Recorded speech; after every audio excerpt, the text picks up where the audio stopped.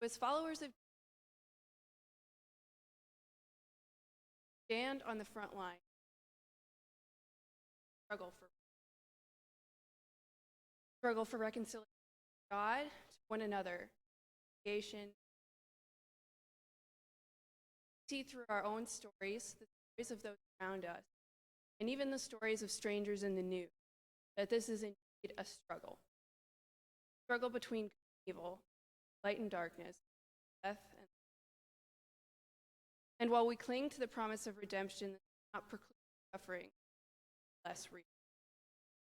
This is the hard truth for those of us who strive to live a life aligned with Christ. So we must find a way to balance the weight of our own brokenness, burdens of the heaviness of this calling is undeniable, but the weight gives way to the unique opportunity to bear witness to ways in which God is at work in our and to see how love, light, and God's heart for justice are coming alive in the. So I've had the opportunity over the past several weeks to learn from some how they've grown from their involvement. And there are several lessons that I've learned from them, which I'll delve into a little bit more later. What has been here through the experience is exactly what they taught to teach. That God's heart is for and that the freedom and flourishing of all people is a great priority. So what I want to talk about today is this freedom that God offers. God's story is expressed through Scripture, one of liberty above all.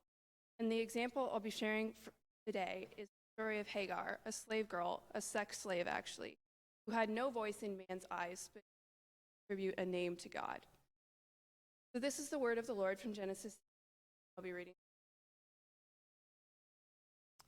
Now Sarai, Abram's wife, had not been able to bear children for him, but she had an Egyptian servant named Hagar. Sarai said to Abram, "The Lord has prevented me from having children. Go and sleep with my servant. Perhaps I can have children with her." And Abram agreed with Sarai's proposal. So Sarai, Abram's wife, took Hagar, the Egyptian servant, and this happened 10 years after Abram had settled in the land. So Abram had sexual relations with Hagar, and she became pregnant. But when Hagar knew that she was pregnant, she treated Sarai with contempt. Then Sarai said to Abram, "This is all your fault. I put my servant into your arms, but now that she's pregnant, she treats me with contempt. The Lord will show who's wrong, or me." Abram replied, "Look, your servant, so deal with her as you see fit." Then Sarai treated Hagar so harshly that she finally ran away.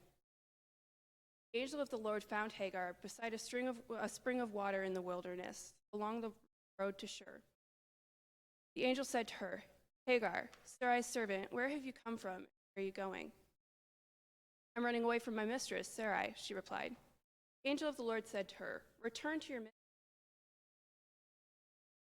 Then he added, "I will give you more descendants